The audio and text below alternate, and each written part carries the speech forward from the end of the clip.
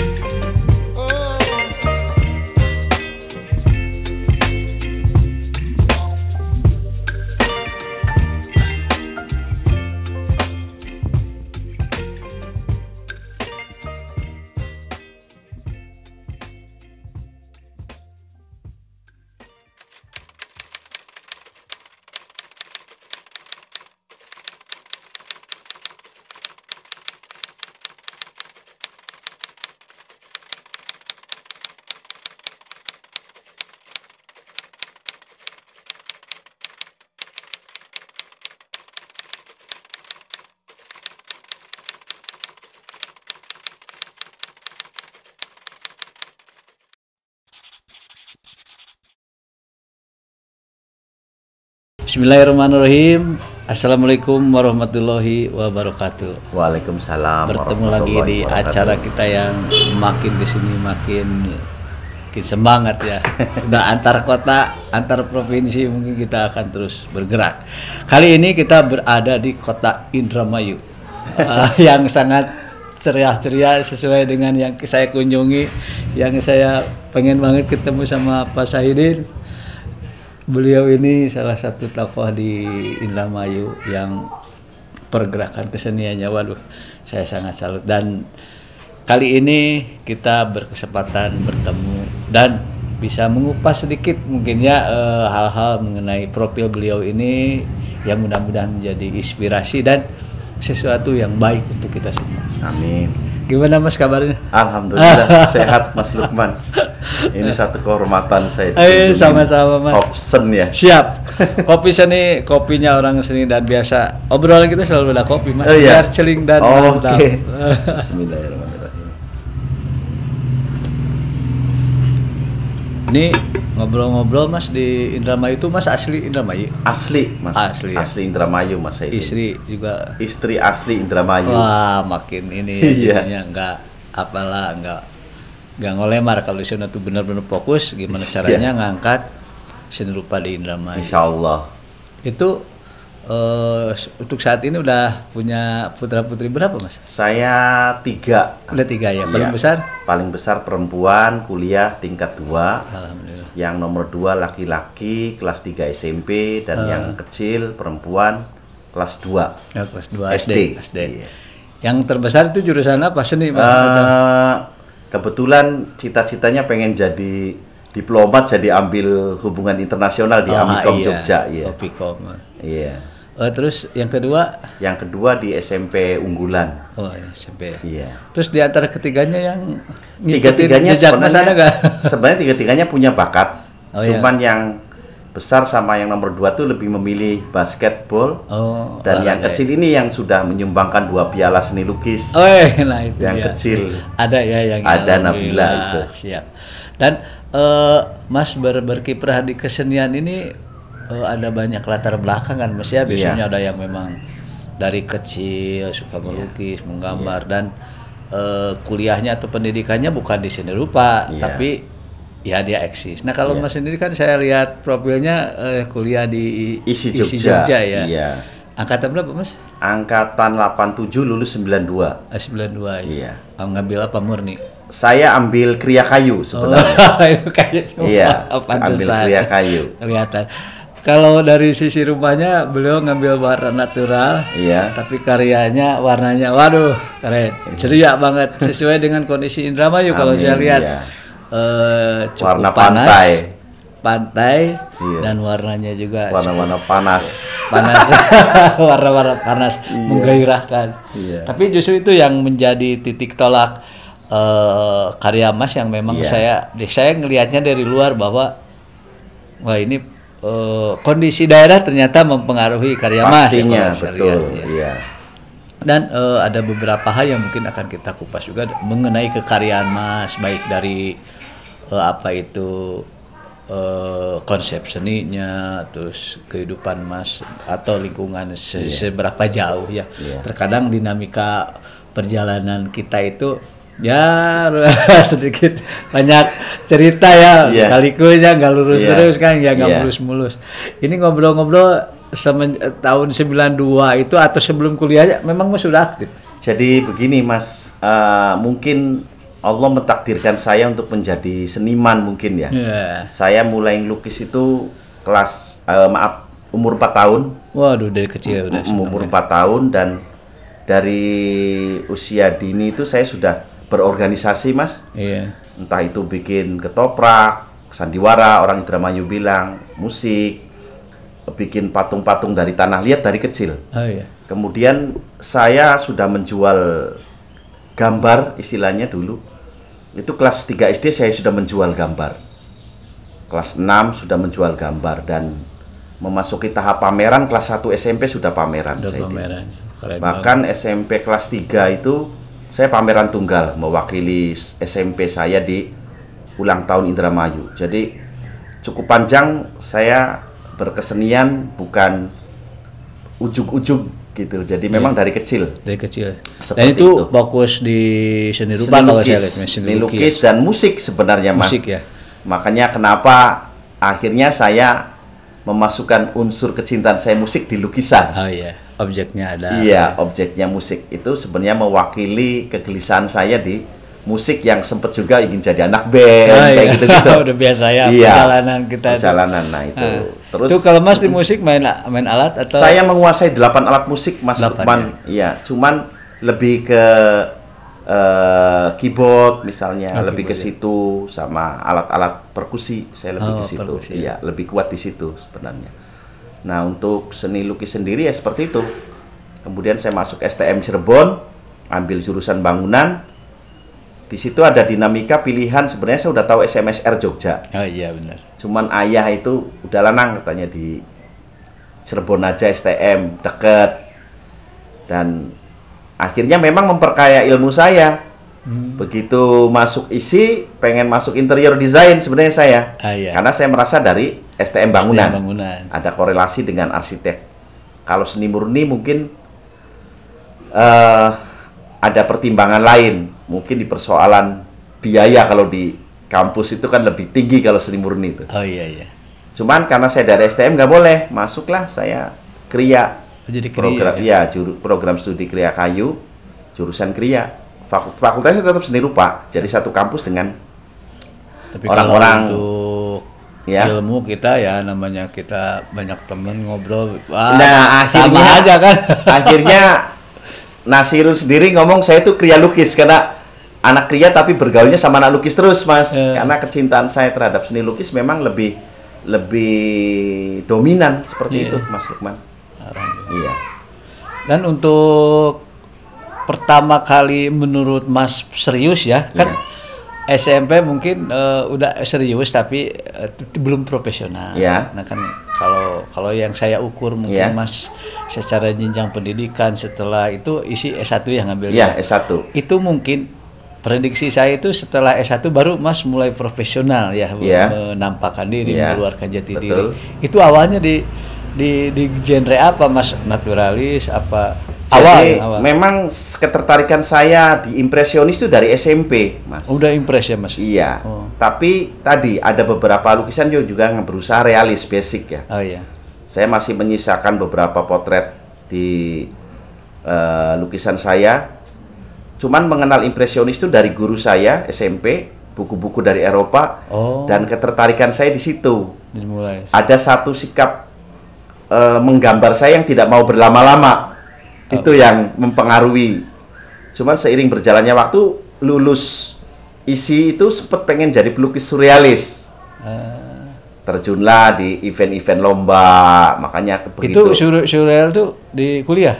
Setelah lulus. Oh, setelah lulus kuliah, mulai surreal ya. Surrealis seperti itu, gambar-gambar surrealis yang katanya lebih punya kedalaman, kontemplasi, berpikir, intelektual. Terus gimana perjalanan ke sini? Ya tadi, saya tetap karena saya selalu berpikir rasional bahwa saya melukis itu bukan sekedar ingin jadi seniman, karena memang saya bekerja sebagai pelukis begitu istilahnya.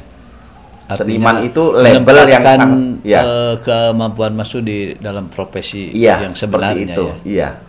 Keputusan saya waktu itu 92 harusnya saya ambil ikatan dinas sebagai dosen di IKIP Medan. Tidak saya ambil karena ingin jadi seniman. Seperti itu. Lucunya lagi 98 saya ikut tes lagi PNS. Lolos juga 98 untuk pengawas kebudayaan Jawa Barat. Tidak saya ambil juga setelah lolos tuh. Dua kali saya nolak PNS Mas. Kalau cuman tadi ya sekali lagi memang dinamika kehidupan itu kadang ada di rel sangholik ya.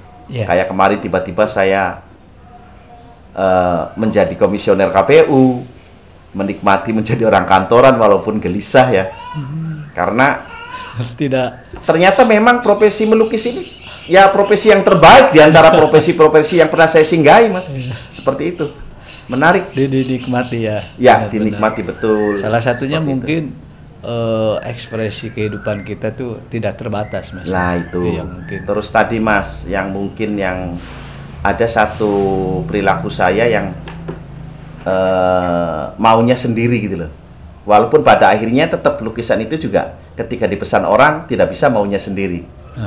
Tengah waktu, durasi waktu yang diminta juga harus dipenuhi. Cuman mungkin kapan kita mulai kerja itu yang menarik. Iya. Beda Dan itu dengan tidak kantoran. dibatasi, mau kita bangun langsung bekerja jalan. Nah, itu Mas Lukman itu yang Iya, alhamdulillah. membuat Ini saya. obrolan kita itu dari sisi kekaryaan Mas. Itu kalau awal di kanvas ya memang ya. Saya Apa SMP udah kanvas, Mas. Di kanvas ya. Bahkan mengenal cat minyak tuh kelas 1 SMP. Itu SMP. Karena kebetulan anaknya Bude itu pelukis dan dia yang pertama memperkenalkan cat minyak waktu itu. Produk. Kalau untuk Ya. ini kalau boleh tahu Mas Ya. dan mungkin mudah-mudahan Mas bisa ngukur kalau jumlah karya Mas, salah satu yang di kanvas saya Ya. tadi lihat, Ya. yang tadi juga kita review ya, Ya. bahwa lukisan Mas Saidin ini aduh ampun banyak yang Ya. bukan main itu Ya, mungkin sampai hari ini 1000 mungkin 3.000-an mungkin sudah ada, Mas, kayaknya kalau dari kecil ya. Pertama yang mempengaruhi mungkin satu lama waktunya Mas berkarya, kedua juga karya Mas itu kebanyakan impress, jadi lebih apa ya, kalau dari sisi waktu Kecepatan. cepat lah. Kecepatan seperti Malah saya lihat di Facebook tuh Mas bikin beberapa seri karya sekaligus, Borobudur, misalnya seri Mekah itu. Itu sempat terjadi ini nggak Mas semacam dilematis ketika Iya. saya kan sama juga Iya. merasakan sebenarnya saya pun seperti itu, Gitu. tapi ada dogmatis bahwa ya karena kita terlalu banyak kayak saya banyak ngobrol dengan orang-orang realis, mereka menyatakan diri bahwa realis yang terbaik gimana. Ada juga benturan di psikologi saya bahwa saya itu satu sisi saya pengen kayak Mas begitu, satu sisi greget untuk dibikin detail gitu. Itu gimana solusinya? Jadi gini Mas, pengalaman bertahun-tahun mungkin sudah hampir separuh hidup saya ya. Jadi kalau saya prinsipnya sederhana saja. Yang kita pegang adalah kebahagiaan ketika melukis itu dulu. Oh, itu dulu ya. Ya, baik lukisan realis, impresionis, ekspresionis, abstrak, apapun. Saya mulainya dengan saya bahagia melukis. Mas dulu yang pentingnya, Ya, kita dulu. Saya dulu. Kemudian persoalan aliran apa yang kita lukis itu bukan persoalan, karena bagi saya adalah orang yang harus melahirkan karya yang penikmatnya itu juga beragam, Mas. Itu yang ingin saya jawab. Memang ini perdebatan panjang sampai detik ini, apa sih yang disebut idealisme itu? Betul. Apa sih? Itu sangat relatif dan sangat dogmatis. Lu udah gambar begitu ya begitu aja, kalau bisa biar punya ciri. Ya. Dengan bahasa konyol saya nanya ke asisten saya, alhamdulillah hari ini lagi sakit Mas, kebetulan sudah 1,5 bulan Mas Karlan tuh. Saya nanya, saya bilang, ciri lukisan saya itu apa sih? Ya sudah jelas cukup dengan tanda tangan. Asal tanda tangannya jangan dirubah, sangat simpel sekali. Dan setelah saya kaji, jawaban yang dan memang benar Mas, ujung-ujungnya lukisan abstrak apa selama tanda tangannya Saidin dengan tidak merubah karakter tanda tangan. Soril lukisan Saidin itu. Wah, itu keren ternyata, sangat menarik ya kawan-kawan. Tadi sebetulnya saya sedikit menstimulus sejauh mana pemikiran idealisme tersebut, walaupun sebenarnya saya mencoba menarik pertanyaan yang berbeda, dan ternyata inilah, dan kita mendapatkan satu hal yang saya pikir sangat bermanfaat, sangat sensitif banget, karena kebetulan ya kita sering ada obrolan-obrolan di grup, di WA, baik di Facebook, di medsos yang lain, rata-rata yang ditanyakan itu, dan ternyata esensinya udah mungkin ya dari obrolan nanti kawan-kawan bisa menyimpulkan esensi yang sebenarnya dalam berkarya. Oke, sebelum lanjut kopi lagi Mas. Siap Mas. Sering dan mantap. Iya. Bismillahirrahmanirrahim. Mantap Mas. Ini ngobrol untuk obrolan kita pasti sangat. Kalau kita ngobrol seperti ini, saya yakin seminggu gak berhenti saya bisa. Dalam artian sangat banyak yang kita bisa ungkap dari apa yang Mas Saidin raih ya selama ini, baik ilmu, wawasan, pengalaman, segala macam ketika proses itu. Ini Mas ngobrol-ngobrol yang kita tahu ya mengenai profil Mas Saidin dari sisi kesenirupaan itu ada sisi lain yang lebih menonjol saya lihat dari sisi organisasi. Malahan sempat menjadi ketua Dewan Kesenian di Indramayu. Itu boleh cerita gak Mas? Jadi, awalnya dari mana dan bagaimana? Nah ini yang menarik Mas, memang ada satu pembeda ketika seniman berorganisasi. Nah, di situ kita harus menghadapi kompromi yang banyak. Salah satu perjuangan kenapa saya masuk organisasi adalah pembelaan terhadap seniman ujung-ujungnya. Seperti misalnya lahirnya gedung Mama Sugra yang bernilai 46 miliar itu adalah salah satu perjuangan dari Dewan Kesenian Indramayu dari masa kepemimpinan Mas Ipang, kemudian Mas Saidin, Mas Adung, sampai sekarang masih Syihabuddin Lebe, dan sekarang sudah dipakai oleh para seniman untuk berkesenian. Jadi kalau kita memang hanya berjalan di luar rel saja, maka kita tidak pernah akan bisa menyampaikan apa sih yang disebut gagasan, keinginan. Nah, dari dasar berorganisasi itulah saya mencoba memasuki pada tingkat pembelaan melalui organisasi dengan cara yang halus, santun, dan berbudi. Dan memang harus seperti itu kan pada akhirnya. Makanya kayak sekarang sendiri saya lagi ikut menjadi relawan salah satu calon. Ya, tujuan saya kalau beliau menang karena dekat, saya ingin mencoba mendorong beliau Indramayu punya museum kontemporer seni rupa. Apakah terwujud atau tidak? Ya inilah niat perjuangan yang ingin saya coba lakukan. Salah satunya itu ya. Endingnya manfaat buat seniman. Semua. Terutama khususnya seni rupa. Kalau Mama Sugra kan lebih universal, ada pertunjukan, ada fotografi, ada sastra, ada tari, ada tradisi, ada audiovisual, macam-macam.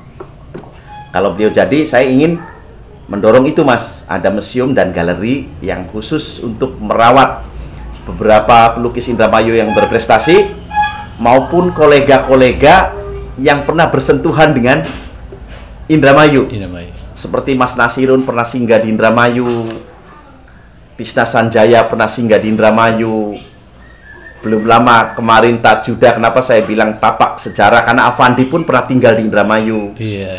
Dan itu yang ingin saya coba perjuangkan melalui organisasi. Di samping itu juga melahirkan kantong-kantong seni rupa seperti sekarang ada Sketser yang sedang saya bina, Mas. Kemudian juga ada Islamic Art yang saya juga ingin dorong terus supaya teman-teman itu bisa mengakumulasikan cita-citanya. Tembusnya beberapa pelukis ke Masterpiece Indonesia, itu pun salah satu hasil dari perkawanan di organisasi yang berujung pada prestasi terhadap senimannya itu sendiri. Endingnya mereka mulai menikmati, ada yang dipegang lah, ada yang dikontrak. Itu kan dari hasil perjuangan organisasi seperti itu. Dan itu pertama kali Mas eksis di organisasi semenjak kapan Mas di Indramayu? Saidin, sekali lagi saya berorganisasi dari kecil Mas. Kan maksudnya yang kalau udah yang dewasa, yang dewasa istilahnya saya mulai dari di kampus ya. Di kampus dulu. Dari kampus saya BPM di BEM kalau dulu Mas. Kalau BPM itu DPR-nya kampus. Itu. BPM. Ya, itu saya masuk situ. Kemudian juga saya mencoba bikin kelompok 9. Yang sekarang alhamdulillah dari kelompok 9 ada beberapa menjadi seniman besar seperti Timbul Raharjo. Dan di situ pergerakan-pergerakan itu memang harus dilakukan yang nantinya akan menjadi satu pegangan intelektual bahwa memperjuangkan sebuah karya bukan sekedar berkarya saja, tapi bagaimana memarket, bagaimana menjual, bagaimana defensif supaya tetap menjadi seniman. Di organisasi itu kita banyak ngobrol. Yang terakhir jabatan Mas Saidin yang sekarang cenderung aktif itu di mana? Kalau di Dewan Kesenian cuma menjadi Dewan Pembina saja sekarang. Karena saya menjadi Ketua Dewan Kesenian itu tahun berapa itu? 2009 sampai 2012. Itu. Dan sempat juga membuat komunitas-komunitas yang lain yang alhamdulillah lahirnya Rumah Rupa ini sendiri. Rumah Rupa Atspa Studio Gria 26 ini sepulang dari Korea saya makin kuatkan untuk ya teman-teman berpameran tunggal barangkali nyewa gedung mahal Kayak kemarin tuh contoh pelukis Novandi tinggal di Depok, asal Surabaya, 26 lukisan, pameran di sini laku 36 lukisan. Waduh. Sold out dari 26 ini Pak. Nah itu juga tadi dari organisasi itu kita bisa mengakumulasikan bagaimana mendekati orang-orang yang kita kenal. Minimalnya beli karena ewu pakai ewu kata orang Indramayu. Ah nggak beli nggak enak. Apa tuh beli? Ewu pakai ewu tuh nggak enak gitu, nggak enakan gitu. Bukan kayak sungkan. Ya. Ya. Jadi beli untuk lebih empati lah. Empati. Jadi itu yang saya bangun Mas. Karena lukisan itu sendiri kan di Indonesia boleh dibilang secara makro masih butuh perjuangan lah. Ya, butuh perjuangan. Belum familiar. Nah, itu Mas yang saya lakukan. Jadi masih, tapi bukan berarti posisinya berada di bawah, justru di masyarakat ada kesan lukisan tuh, wah lukisan gitu. Mahal. Masih tinggi. Iya, stratanya. Memang lukisan itu kan kebutuhan tingkat 4 katanya Mas. Ya, kebutuhan barang mewah. Di atas tersier. Iya, di atas tersier. Malah kadang orang kalau beli mobil saat ini udah di mau sama istri, ya tinggal langsung kasih DP, kirim besok ke rumah jalan. Kalau lukisan mungkin bisa. Orang udah bicaranya banyak hal ya, bukan sekedar nilai, ada selera, ada tema yang masuk enggak gitu kan. Ya betul. Banyak hal ya. Ini keren banget nih obrolan kita karena tidak banyak ya perupa atau praktisi seni yang memang mau berorganisasi. Rata-rata memang karena kebiasaan secara psikologi seorang perupa itu lebih setnya itu lebih kuat, independennya. Jarang-jarang dia memiliki kemampuan, karena bicara organisasi kita bicara bagaimana caranya kita meredam idealisme kita, sikap kita yang memang lebih intuitif itu. Kalau organisasi kita harus benar-benar bisa netral, bisa ada kompromi juga dengan kawan, dan intinya tujuan yang terutama tujuan organisasi ya. Dan dalam kaitan ini Mas Saidi sangat keren banget karena tidak banyak, saya bilang sangat jarang perupa atau profil yang dia mau memperjuangkan kawan-kawan, apalagi memperjuangkan ya kota Indramayu itu sendiri. Dan yang jelas ini kontribusi dari Mas Saidi ini pasti akan sangat mempengaruhi terhadap kota yang lain. Salah satunya kita di Jawa Barat ini Mas ya. Alhamdulillah. Mudah-mudahan menjadi hal yang positif. Mungkin juga nanti akan menjadi prototipe ya. Amin. Kota Indramayu yang saya tadi ketika masuk, waduh keren, Masjid Islamic Centernya megah banget. Amin, Mas. Dan itu saya belum review semua. Yang jelas dengan kondisi kota, kondisi pemerintahan juga diharapkan ya Mas ya, bisa lebih memberikan peluang kepada kita Mas, untuk bisa, sehingga kota ini makin indah indah betul, berseni Mas. Gitu. Iya, itu yang utamanya buah dari berorganisasi salah satunya adalah pembelaan pemerintah terhadap seniman itu ada. Alhamdulillah. Contoh misalnya Dewan Kesenian ada dana untuk stimulan kegiatan 8 komite. Sekarang mungkin sudah merambah lagi dari perjuangan-perjuangan berikutnya. Seniman pun boleh ikutan menjadi pengusaha. Ya, itu. Dengan ikut tender proyek seni. Tinggal temen memahami etika bisnis aja. Seperti apa aturannya. Kadang kan seniman kan idealis. Istilahnya kalau orang melukis lukisan yang sama dengan material yang berbeda. Kan ada plan A, plan B, plan C seperti itu sih. Kalau di proyek harus ya mungkin harus pintar-pintar lah. Iya, gitu. Oke, makin keren, makin menarik, dan biasa session kopi sini lagi. Biar nambah ini ya. Amin. Selim dan mantap. Nih Mas, ngobrol-ngobrol tadi penempatan kebiasaan Mas di di karya yang jelas-jelas idealis banget ya. Walaupun tadi Mas sempat seolah ya, kalau orang yang paham tuh seolah Mas itu tidak ada idealisme karena bisa masuk, justru di situ Mas sudah berhasil menempatkan mana profesional, mana istilahnya kita idealisme kita secara pribadi di karya, mana kita menjawab tantangan kepada kolektor masyarakat yang memang banyak lagi banyak selera. Betul, kita harus Mas. Bisa menjawab itu semua. Nah ini Mas yang ingin kita tahu, ada nggak Mas yang Mas harapkan ya secara pribadi, khususnya di bidang seni rupa ini ya. Iya. Apa sebenarnya yang ingin Mas capai gitu? Ya mungkin masalah pencapaian akhir atau muara ya. Siapa sih yang tidak ingin mendapatkan pengakuan, label resmi yang apakah dari teman, apakah dari government, dari pemerintah, ataukah dari pengakuan kurator, dari penulis, kritikus seni. Itu sebuah pencapaian yang memang sedang saya perjuangkan. Kemudian bagaimana Saidin pun ingin memasuki gerbang balai lelang terbaik dunia seperti Sotheby, Christie. Itu impian kan. Karena saya meyakini bahwa perjalanan yang benar insya Allah akan membuahkan hasil yang benar. Dan saya yakin Allah sudah menjamin langkah-langkah bakat yang diberikan terhadap semua seniman ini. Sudah dikasih ya, makanya saya seringkali ngomong ke teman-teman, tawakal saja udah. Tugas kita melukis. Allah yang akan menuntun jodohnya. Kolektor, galeri, art dealer, balai lelang, auction, ataupun apapun namanya. Karena tadi, jadi saya ingin mencapai itu Mas. Mungkin ada label-label yang orang bilang, wah maestro misalnya. Siapa sih yang nggak mau bergelar maestro sebagai orang yang intens memperjuangkan keseniannya seperti itu. Seorang Avandi mungkin dia tidak pernah nyangka akan menjadi the legend. Seorang Sujoyono, Hendra Gunawan tidak pernah menyangka bagaimana memasuki gerbang papan atas di ranah seni lukis dunia. Seperti itu, Lee Man Fong misalnya. Nah, kenapa saya juga punya sikap seperti ini? Saya belajar dari Picasso juga idola. Saya idola Picasso. Ya. Picasso itu bagaimana dia melakukan metamorfose dari beberapa aliran seni lukisnya. Dan dia melakukan kenakalan-kenakalan berkarya. Kalau orang Jogja bilang luweh. Pokoknya hari ini aku pingin bikin ini. Tapi mungkin tadi ujung-ujungnya yang menilai kan tadi praktisi yang memang berkompeten di karya itu sendiri, kurator, kritikus, galeri. Muaranya rezeki tidak akan tertukar, itu yang sering saya sampaikan ke teman-teman.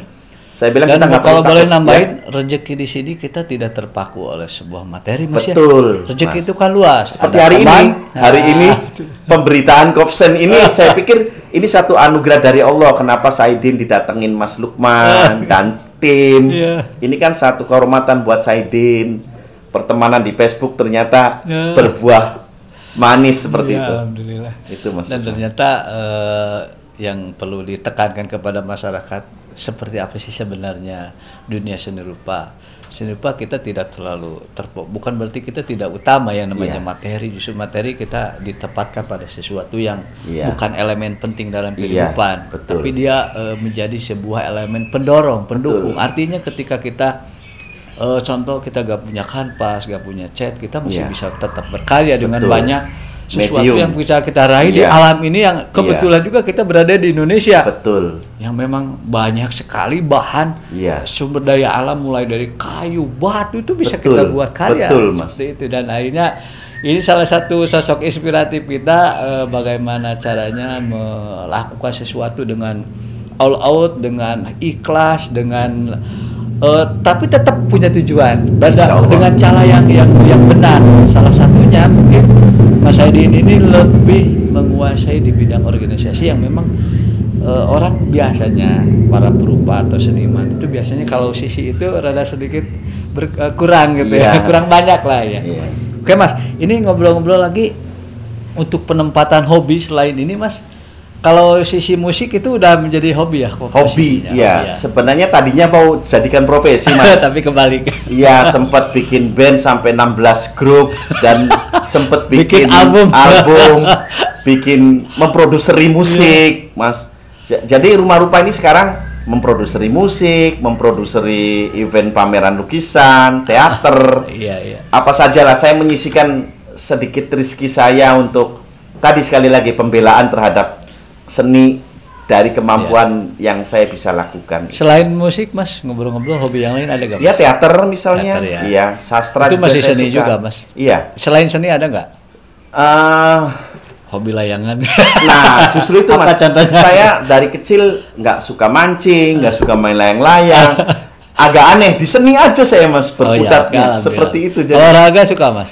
Olahraga juga tidak kayaknya, cuman Boleh. sempet ngikutin tren-tren kayak misalnya zaman poli, Oh, waktu iya. remaja ikut Artinya poli. itu mah tidak ini ya konstan ya. Iya, untuk kesegaran badan aja. Nah, saya tambahin Mas, tapi Iya. saya bukan mengguru ya. Iya. Kalau memang kemarin salah satu tokoh seni rupa kita ya yang meninggal di Bandung. Iya. Itu usianya kan 80 lebih, Iya. Pak Jihar gitu kan. Iya. Sebenarnya itu saya sempat ada obrolan bahwa Iya. kenapa ya dia pada olahraga jarang Iman. Sebenarnya Mas melukis itu sedang berolahraga. Iya Mas. Jadi Makanya kan tadi Mas sendiri Betul. lihat kan ketika saya performan Iya. itu kan.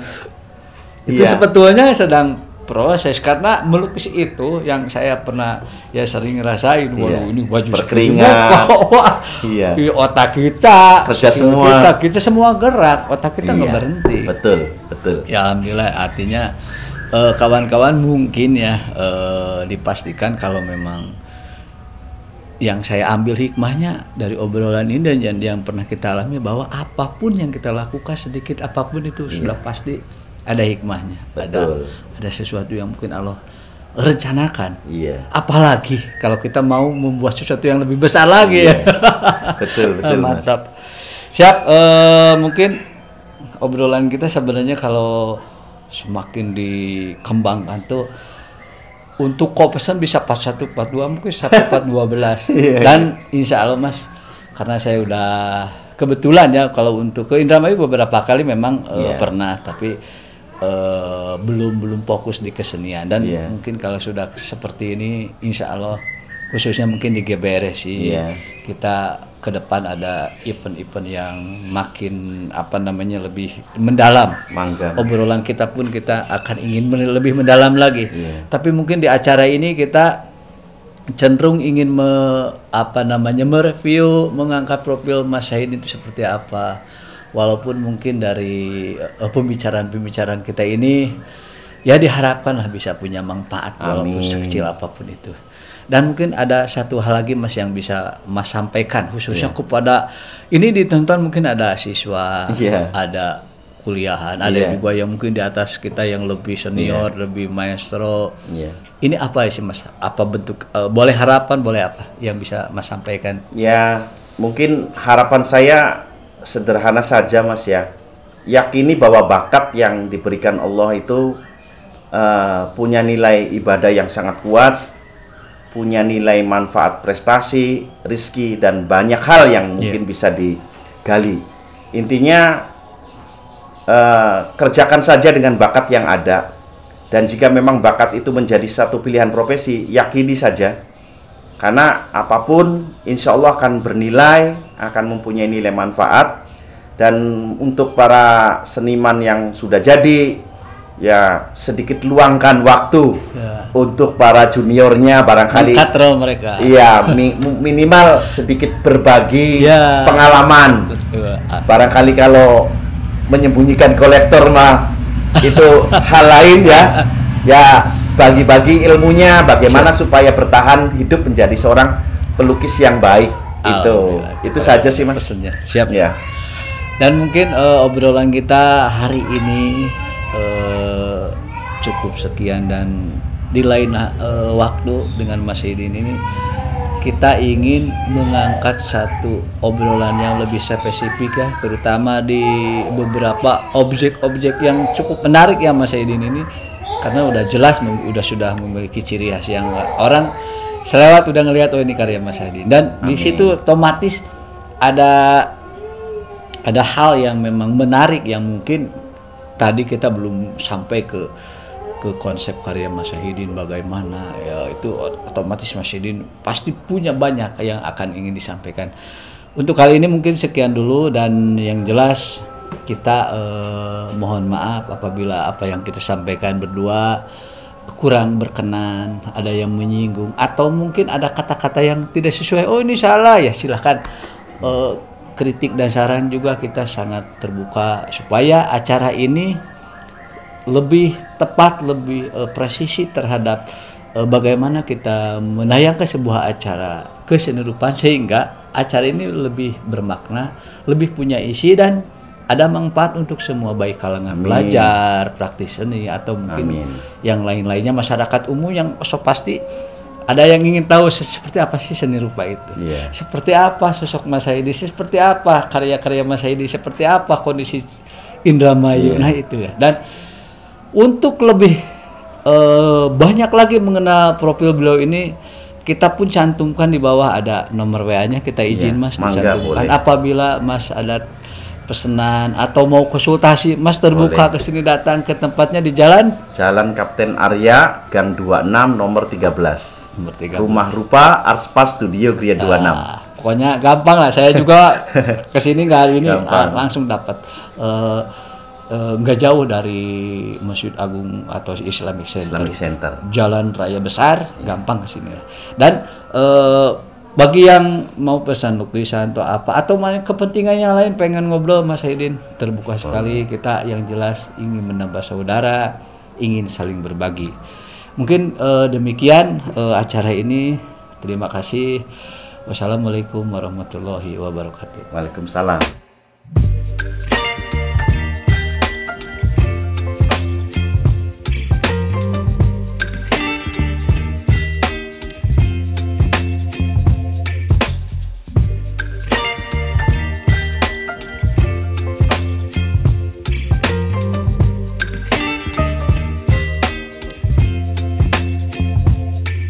Baby, you give me ice and fire. You're giving me wings.